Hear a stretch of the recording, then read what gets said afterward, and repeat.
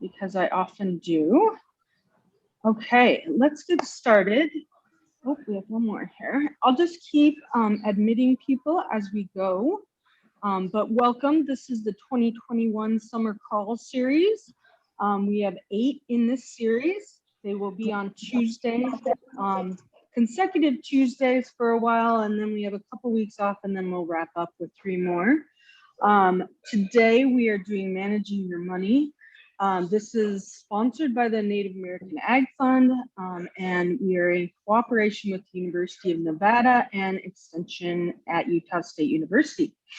Ruby Ward is Utah State University. We have Staci Emm, University of Nevada, Reno. We do have Carol Bishop on, which is University of Nevada, Reno, that we did not think we would get, and so we are very happy to have her. And then I am Vicki Hebb with the University of Nevada, Reno as well. Our main instructor today is Ruby Ward. I will be offering the producer's perspective, as I am a cattle producer, and we also raise bucking horses. I'm on the Cheyenne River Sioux Reservation up in South Dakota. And so we're trying to do this from a tribal perspective. So with that, I will be handing this over to Ruby. Thank you. The point today is managing your money, but like Vicki said, this is the first in a series. So I kind of consider this as the first types of things to really kind of think about. And so there is much in here to really kind of think about things as to actually do them, because I think that when you manage your money, it's partly about the physical records and stuff you keep, but it's also about how you kind of think about your money and how you think about the information that you're gathering. And so why do we want, I think in the first step, I think is just understanding why you might want to keep financial records. And financial records just means keeping track of where your money is going and where it's coming from. And when you do that, that's, primarily you just want to know, where is the money going?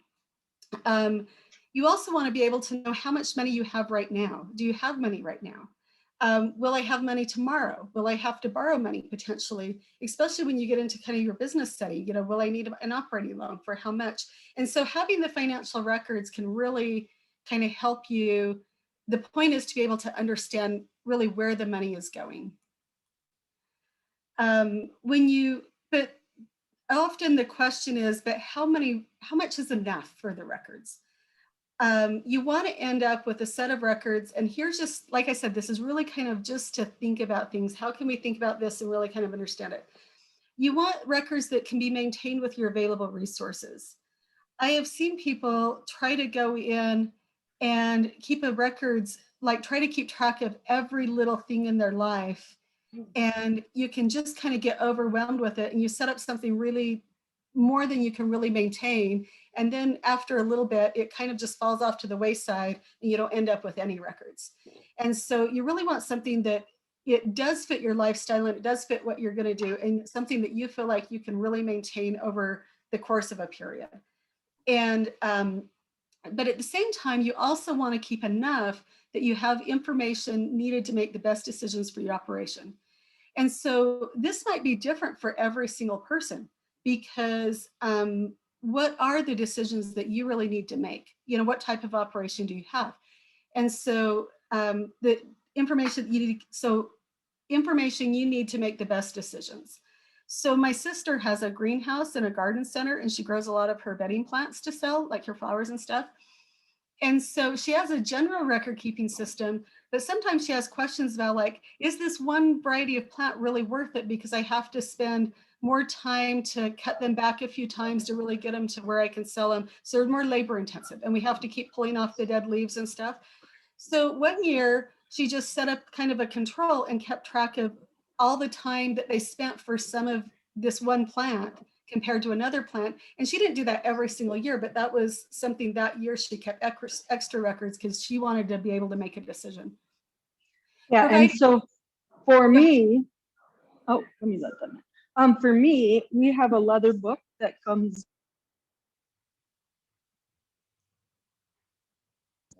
I got muted. Sorry. I have a leather book that goes to the corrals with us. Every time we work cattle, we keep record of who helps us, vaccinations, the date, And then in this book, we also keep track of cows that have died, calves that have died, what bulls we have. And then we have a second form, and that's a calendar where we mark when bulls go out, you know, expenses, that type of thing. So it is different for everyone. And that can be really good because sometimes that calendar and the timing of when those things happen, then you can go back through and you have that there. You say, well, when did we do that last year? What happened here and stuff? And you have that right there. So, so remember, it's provide information you need to make good decisions for your household. And so what's going to be enough for you? What can help you make better decisions? Because it's really about having more information. It's easier to make a decision when you have some more information than you're just guessing at everything. And so what information do you need? And then tells the essential story of elements of your situation. And that's kind of what Vicki was saying, because that calendar becomes her story, right? So past years of calendars, you can go back through and it kind of tells the story of what your family was doing, what your operation was doing and stuff. And you can kind of see that whole story that's been laid out there. So the other thing is that everything that can be counted doesn't necessarily count, and everything that counts cannot necessarily be counted. And that was a quote by William Bruce Cameron, and I don't even know who that is, but I really like the quote because some things that you will want information on to be able to make decisions maybe not be something that you can really keep track of. And there's a lot of different things that you can keep track of. Like I said, you can set up where you're trying to record every little thing and it just overwhelms you after a time and it kind of falls apart. So you need to have some balance here. And so how can I make it so that I can maintain it, I can keep, you know, those records. It helps me make decisions, but it doesn't overwhelm me. And so here's the steps of a basic record keeping system. And so we really want to so step one is that you have to keep all your income and expense receipts. And so sometimes that can even be just like a folder. And so my calendar's not working, but just like a little folder, it can be like an envelope, you know, like those, just those brown manila envelopes. So you can keep track of those, write on it, and just keep it in your truck. And so when you have a receipt from everything, you just poke it into that envelope. And then after so long, you grab those and you can take them to your tax preparer, or you can bring them into your regular system and then write all those down. But just keep all your income and expense receipts. And if there's something that you have a note, like sometimes we bought something, but we want to remember something, you've got that receipt there, just write it on the receipt and then shove it in the envelope. And then you've got kept track of all those things. Vicki was showing you her book. Sometimes I see people with the books and they've like stapled or glued an envelope into those books, and then we'll just shove the receipts into that envelope inside the book. But whatever kind of works for you. Then once you have those receipts, then you need to keep a record of all those transactions. And so then you need to, and all that means is every time you get a receipt or you pay money, money goes in, money goes out, that's called a transaction. And so what you want to do is just record all of those in a way that we can have them as a list. You can record those on paper. You can record those in a formal record keeping system like QuickBooks or Quicken. You can also put those into Excel if you like Excel. It really just but you need to kind of write them all down. And then transfer the entries into monthly ledgers. And what this means is we have like a list of all of those things, but they're going to be more meaningful to us when we can kind of add them up and see how they all relate to each other. And so we do the monthly ledger, then we can look at what money came in and what money went out. And we can compare those things, or we could compare January to February to March. And so once we put them into that monthly ledger, you're starting to get something now that you can analyze. It's not just the individual pieces, but you can analyze it. And then if we can estimate our cash flow, because we can not only do this for what's happened, but once we have this type of information from before, we can now start to use it to create an estimate of what we're going to project to do this next year. And so we can, or even next month, you know, so you can start to say, well, here's my expectations. Here's what I'm thinking is going to happen. And then you can go through and keep track of everything and you can compare. And that's really called budgeting. But that's the first step, is kind of finding out what you're currently doing so that you can start to build that together. And I just Go ahead. I wanted to add in here really quick. This is super important. I just had a really good example of this that will affect my cash flow next month. We have calves that have been dying. And so as I am in town today, I had to go get a vaccination called Zuprevo. It's a quick-acting vaccine. And so it costs $527. So that expense is going to really affect how we budget next month as well. So it's super important to keep track of these expenses as they happen. Some of them are non-negotiable, and you got to kind of have that padding in there so that you can, you know, get that expensive vaccine and save those calves. So, like I said, so I think that as I was going through, this is really about just how do I think about my records? And the more you can kind of think about them, the more you can develop something that fits your situation. Because I don't think that the same two, you can have even two operations that kind of look identical from the outside, but from the inside, they might need wildly different record keeping systems because of the way that they're operating. So it really just is important to have something that works for you. And so we're going to go through, and I said like you needed to put that into your monthly ledger and start to do a cash flow. So I'm going to show you what a cash flow looks like. And so this is kind of the point of being able to pull your information together from your record keeping system to organize it in something like this. And so I'm doing it from more of a personal standpoint because this is the managing money and it's the first one of several, but you also would organize the same way for a business. But instead of having your wages here, you would have what you're actually selling, like places that money's flowing in from that. And whoops. And so here we have, so it's Paul and Suzanne. And so we have what their monthly salary is. And Paul's salary, we know what it's going to be every single month because it's just a fixed salary. And so we can go ahead and put his in and it's going to be the same every month. And you don't need to put these in separate columns. You could just put it all in one if you want, but we're separating out just to kind of show you. And then Suzanne's salary, whoops, it keeps wanting to go forward on me. So Suzanne's salary here, it may vary from month to month because we don't really know. And a lot of times, sometimes that is like if your income goes up and down, your business income goes up and down, a lot of times that's not fixed, but you may have some sources that you know you're going to get every month and then other sources that are up and down. And so in Suzanne's, this monthly, that's like more like an average for each month, about this amount is coming in, but we don't really know exactly what it's going to be. And then you can also do it as an annual total. And so you could, Paul's is here at 30,000 and Suzanne's at 21,000. And then for each month, you want to just kind of add these up so you can get a total.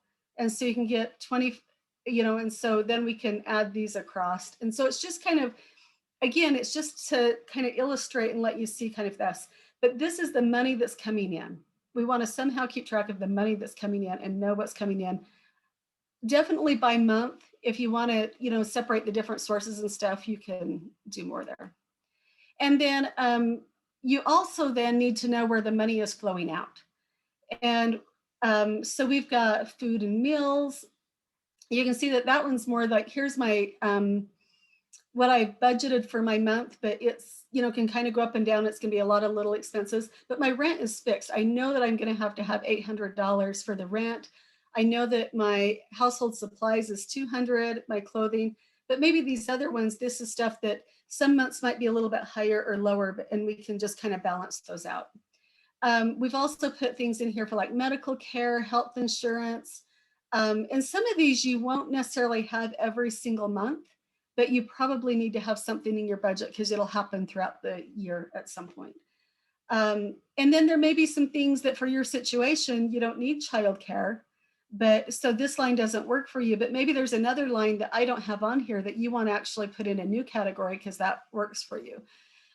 When I first started working, there was a guy that I worked with that went to a fancy coffee shop every day and got like some fancy coffee and stuff. He actually had coffee as a line item. And he said when he started keeping track of it, he realized he was spending way too much money on coffee and stuff. But there for a while, it made sense for him to keep track of what he was doing for coffee just because he wanted to know really kind of what that expense was.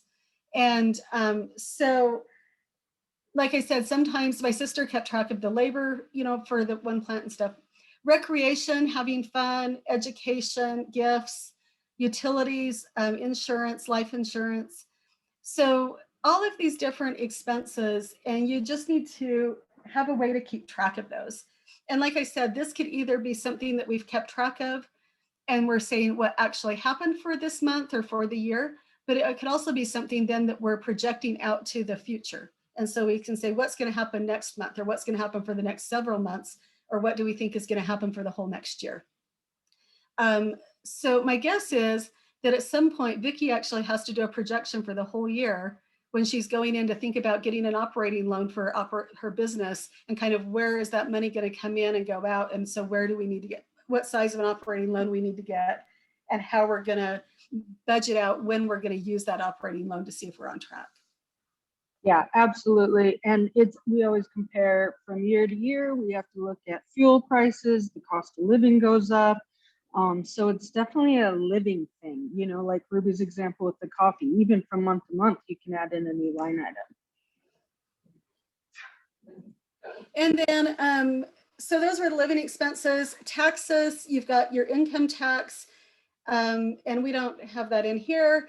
And then loan payments. So if you have, you know, any kind of debt, that you'd have loan payments for those. A mortgage on your home, maybe have some automobiles, a car loan, a truck loan, a student loan, credit cards. So just kind of put this in here.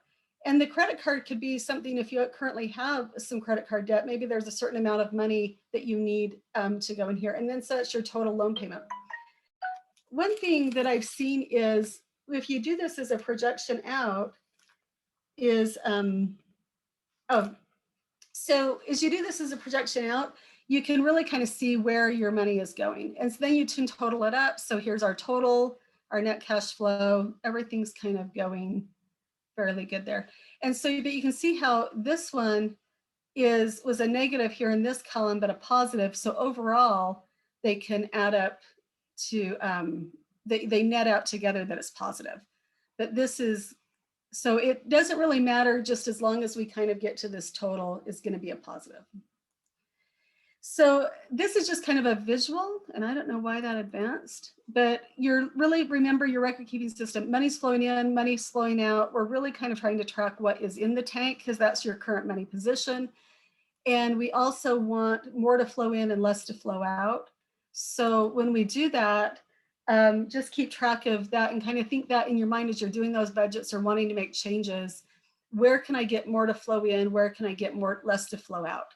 And that's really what you have to think about in order to, if you want to try to get a more secure financial position, or you're trying to save to reach some goals.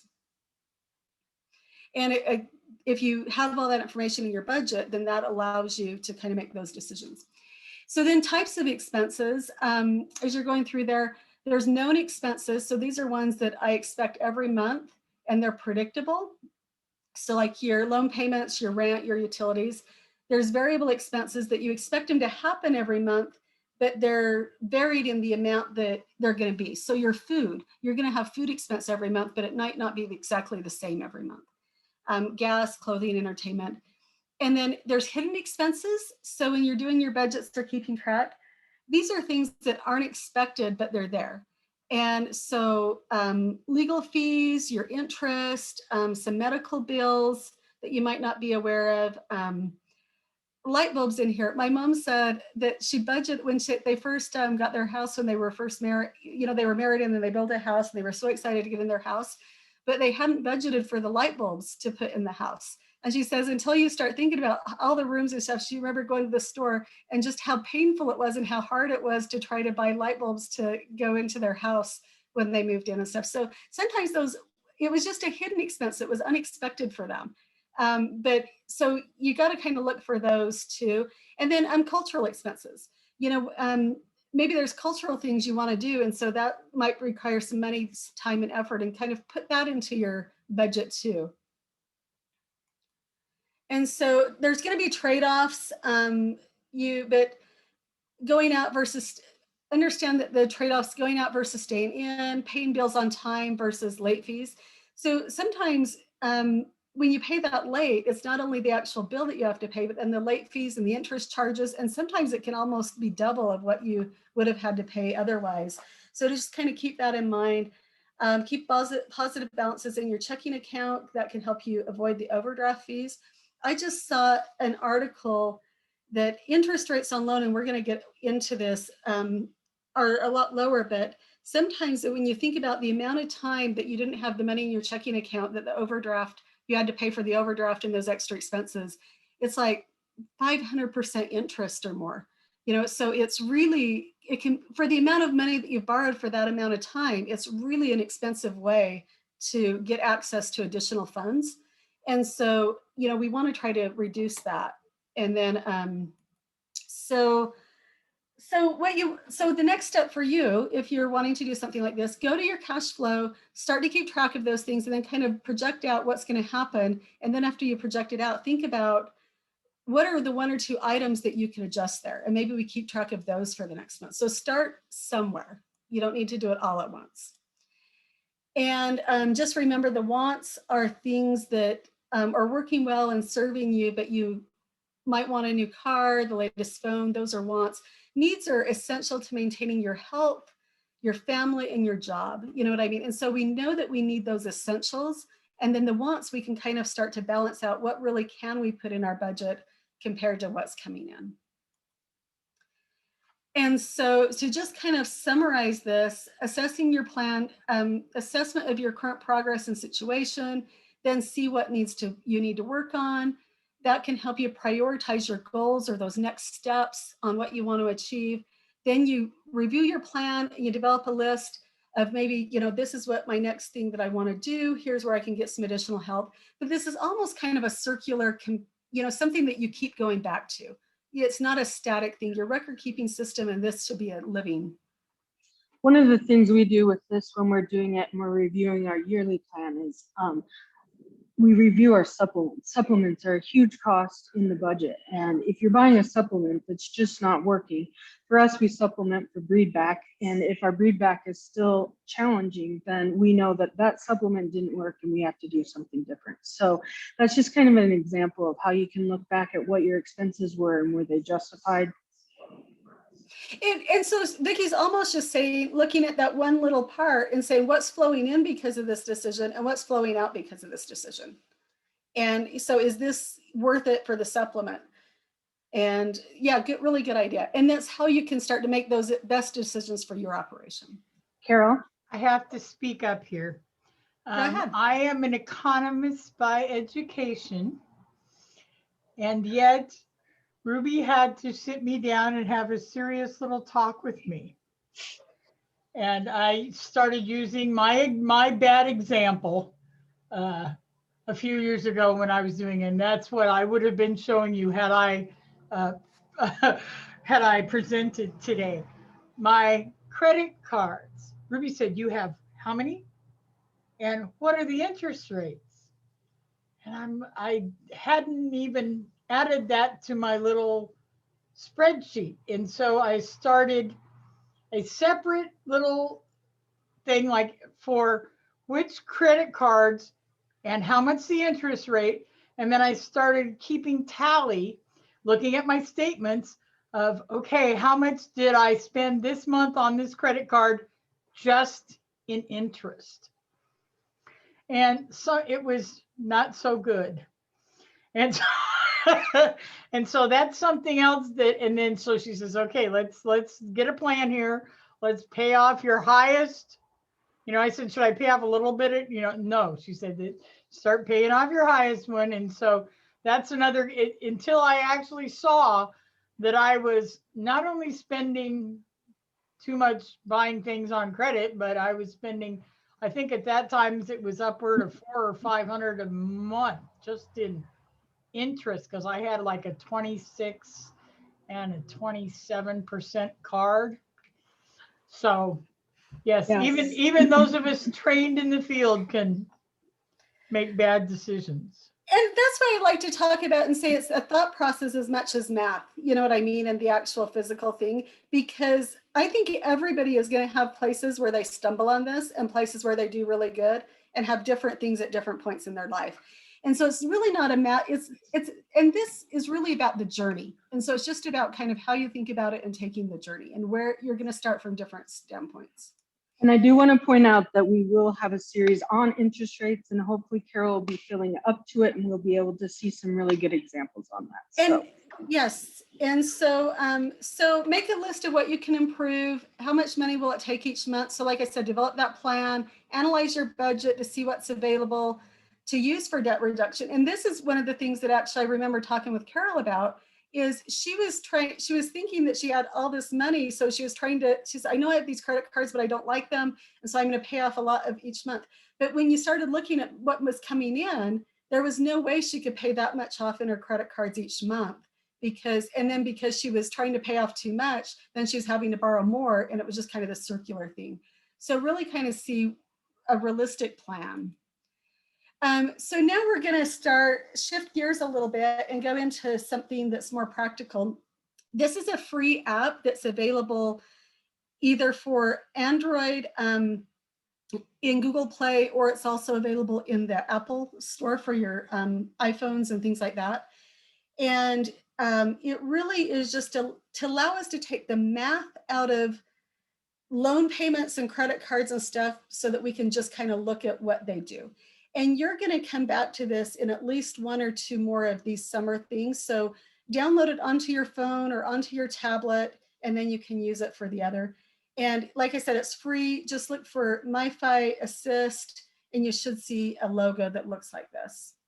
And this is exciting because Ruby is not taking the credit, but she and Trent created this app. So it's been very exciting to watch this happen. Yeah, because when we went to teach things like this, and we wanted to show the effects of some of those higher interest rates like Carol was talking about, and we couldn't do it because of the math. And so this just is to take it out of that. And I don't know why these slides keep advancing, but so you have a personal preferences screen that you can choose an item, whatever you want to choose. We did cabs here, and then the value of this item. And so you can type in that, you can put hours worked, if it's something you're selling, but you get to choose the item. Because what I found out is a lot of us, we don't think in terms of dollars, we think in terms of something else. And so when we talked to some producers before, we were talking about dollars, and they were just kind of looking at us, yeah. But then when I said, how many cabs is it going to take? They started to have different conversations. And I think that sometimes when we're in our operations in our family, it's about not just doing this ourselves, but having those conversations with others. And so this allows us to have some of those conversations. So we put in, let's see. Okay, sorry for all of that.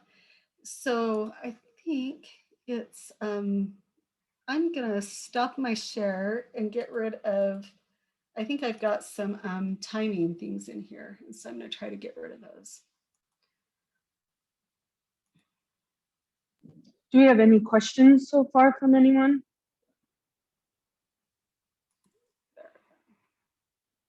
Okay. So let me share my screen again. Okay. So yeah, if you have questions, just go ahead and unmute. Yeah, Patricia. Go ahead. Yeah. I wonder if we could use these for young people. I'm assuming they don't have a car loan, they may not have all these other things, but just modify what they.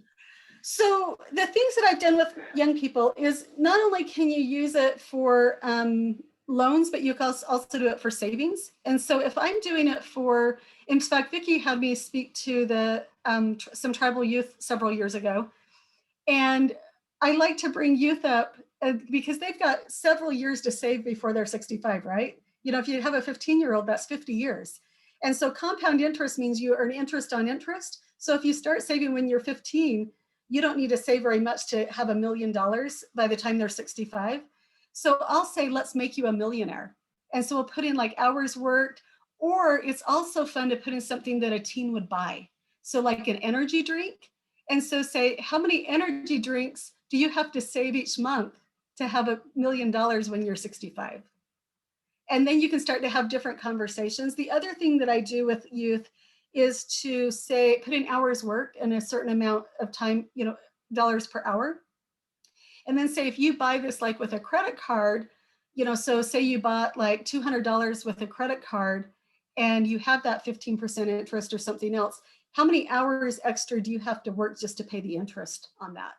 And so you can do some things like that because it's about having them understand the trade-offs and the effect the interest is. And we'll come back to this in some of the other crawls later on, you know, this summer and stuff. So, but those are just a couple of the ways that I've used with youth.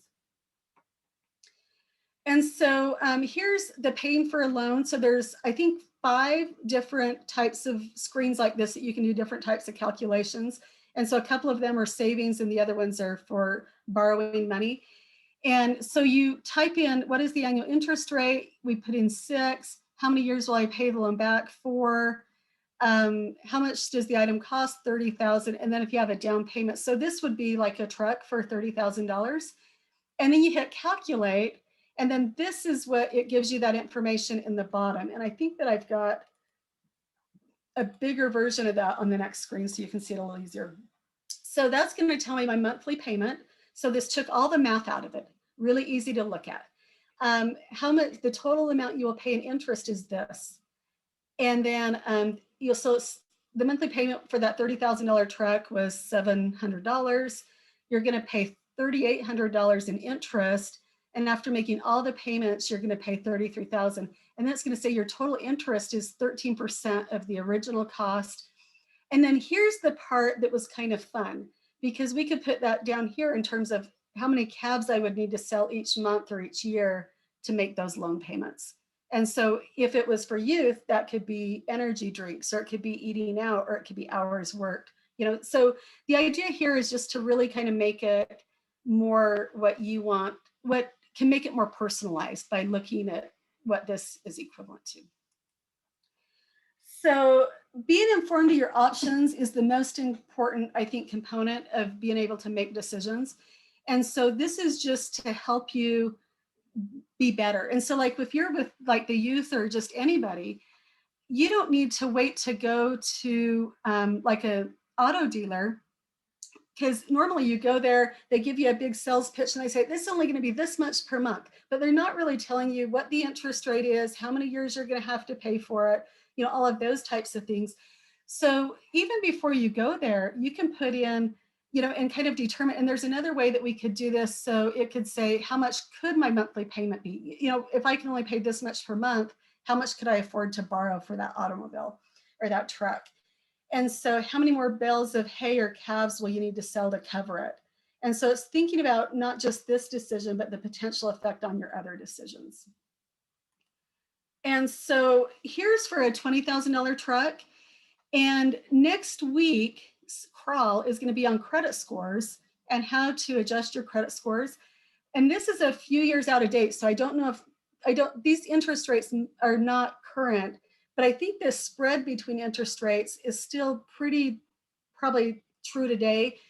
And so with a high credit score at the time, interest rates were 4.3%, but with a really low credit score, interest rates were 19%.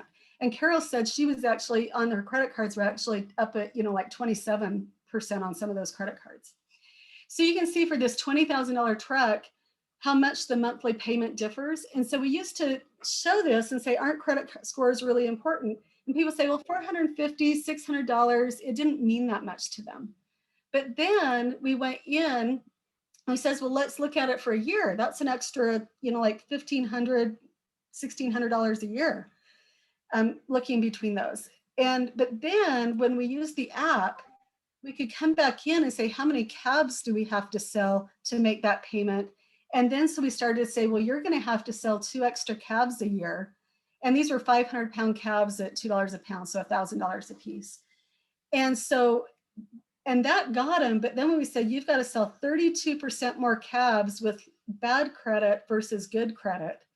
And so that wasn't buying anything more. It's just going to take you more calves with this. And so next week, you're going to go over credit scores and stuff. And it's not always about being able to get from here to here, but if I'm here, can I get up a couple of steps? If I'm here, can I get up a couple of steps? You know, kind of how can I start where I'm at and make a little bit of an improvement? And again, if you guys have questions, just unmute and ask the question. And so this is for the whole loan. And so the interest paid on the whole loan, I think, is even more dramatic, because when we looked at the total paid, it was $21,000 versus $29,000 down here. And so interest was $1,800 at the best credit, and almost $9,000 at the worst. So that's a $7,000 difference for just buying the one truck. And so, and this was a $20,000 truck. So you can see that that significantly increases the cost. But this was really where we had, when the first time that I showed this, we had a guy jump up out of the audience and he says, how come you haven't been telling me about credit scores? When are we going to learn about credit scores? And so that really, this is just kind of, you can see, I think that the whole point of the app though, is just to give you that control, to let you be able to put in your own situations and look at things and play the what if games. I think the what if games are really fun, because I would rather do what if games on paper and on the app than I would in real life and actually spend the extra money and stuff. And so just kind of knowing what I'm up against. So here's another example. So this is a credit card example. So say you have $1,800 on a credit card and the interest rate on the card is 12%. As Carol said, there can be a lot higher interest rates on most of your credit cards. So how long will it take to pay off my debt? So this is in different, I said there was 5 different things that the app would do. This is another one of them. So we put in the interest rate, it's 12%. The balance that we owe today is $1,800. And we're gonna make $25 payments each month because that's the minimum monthly payment. And how long will it take us to pay it off? So we hit calculate, and then that fills it in for us. And so it's gonna take us 128 months, and we're gonna end up paying $1,400 in interest on that $1,800 that we owed. And so that's 88% extra of the original cost. If we increase that to $75 a month, it would shorten it to only 28 months and $269 in interest instead of the $1,400.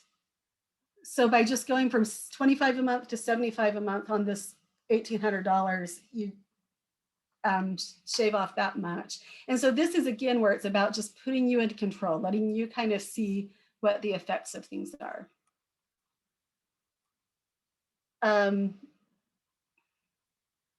And so we also, so just to kind of see some of the effects, because we could also do this where we could vary the interest rate and just see the effects of that. And let me see. So here's what I did. So at 5%, so this is $1,200 and you're gonna pay $50 each month and you make $12 per hour. So at 5%, that would take you just over 2 years and 106 hours. 10%, a little bit more, 112 hours and 27 months. 15% is going to go up to 28 months and 120 hours. So now when you start looking at this, this is 120 hours versus 106. And then if we go up to 20%, that's 129 hours. So if I didn't put like 27% in here, but that's why when Carol was saying those interest rates, I said, get those paid off quick, because look how many more hours it takes you to just kind of get to that same point with those. The other thing, this is a credit card example, and we use the pay off credit card screen. But I also like to use this if you're thinking about like borrowing money for your business. There's a reason why we don't want to finance a business on a credit card, because look how many more hours you're having to work to pay that same payment on the credit card. So that's where, and if you go into, like if it's agriculture, USDA Farm Service Agency has some loans. And so think, you know, but sometimes it requires extra effort and extra paperwork and rounds of paperwork to qualify for some of those loans and get them set up for your business. But I think FSA's rates right now are like 2.7, 2.3%. So that's why it's worth it to maybe, you know, kind of really think about and go through the extra effort to do some things like that. And I believe that, again, in later calls, you'll have some opportunity to go through more of that. This is just to kind of introduce the topic. So, and then I took this same example for $1,200 and I assumed the rate was 20%, but we made the minimum payment. It was 97 months or 203 hours to work. And then I just lowered that to $21. So we're really close, you know, just a little bit under that minimum, and it doubled the number of months you have to work, or, and added 120 hours extra. So at this point, we're working mostly for the interest. We're not working for the actual, but you can see how people can kind of get themselves into this position, but there is help, and some of these series will help you with those decisions, or with how to work on those. So next week is, you can also use this to look at homes, but next week is going to be your credit scores and your debt, and then it'll go on for other topics. So home loans, they're paying for a loan, we can look at that. It can pay off a credit card, paying for a loan, looks at how much the monthly payment would change with different interest rates. Pay off a credit card, look at how much making larger payments can reduce the amount of time to pay off a mortgage. So there's lots of different ways that you can use the app, but it's really to take the money out and put it more in your control. And my take-home messages are lower credit scores means higher interest rates. And so we want to work on those. Higher interest rates mean you're going to have to borrow, the cost to borrow is going to be higher.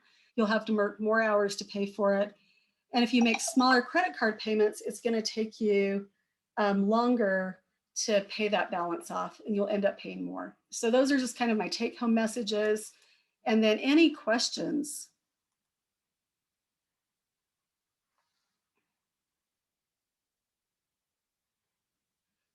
Silence. So that must mean that I answered all your questions, but hopefully this was a way to just kind of help you again. It's not so much about exactly how to do it, but it's more how to start thinking about it, and just giving you some tools so you can start to craft your own record keeping system and be able to start to look at your own situation.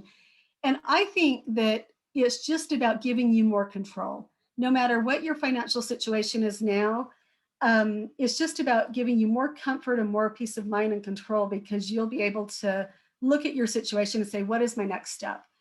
And I think that is just really kind of the first step of everything, is being able to give you that back control. Because sometimes I think the money and stuff can just feel like it's beyond your control.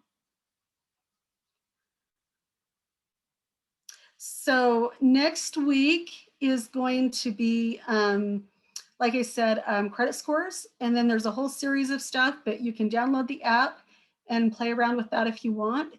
And if there's not any questions, then I think that we're done for today. I just have a comment.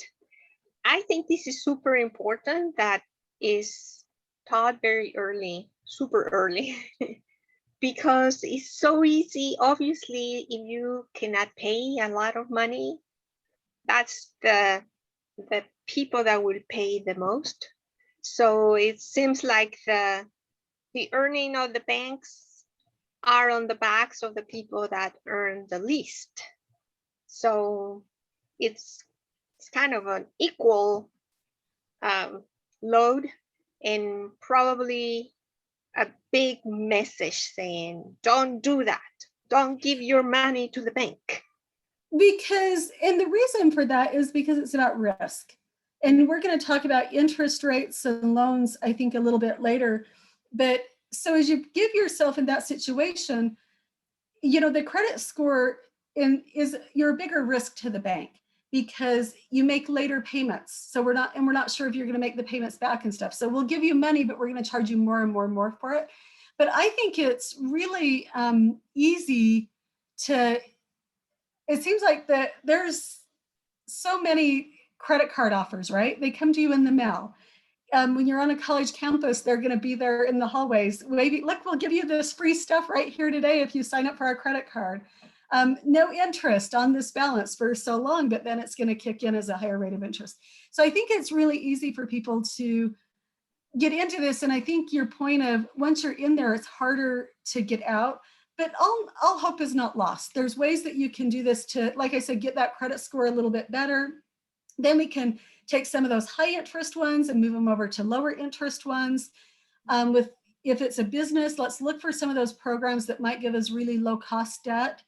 And, so to try to structure it that way. But yeah, I think that it's easier to make changes before we get in trouble. But that's the same thing with our life, our health, our fitness, our, everything, right? But I think It's- it is very tangible for somebody that says, do you want these? Let's make a real, like, I don't remember what you used on paper to see what will it take you to pay for it. Yeah, I always say, well, and this is if I'm doing a plan for a business, I think I say this about every workshop, but it is so much more fun to lose money or to spend money or see the effects of some of these things on paper than it is in real life. Yeah. Like with, you know, and with Vicki and her business and stuff, it's much easier if we can, you know, not have those losses in real life, but we can have them on paper. That's the whole point of these record keeping systems and doing, you know, this kind of planning and analyzing, because we'd rather do it on paper than to live it in real life. Thank you. Thank you.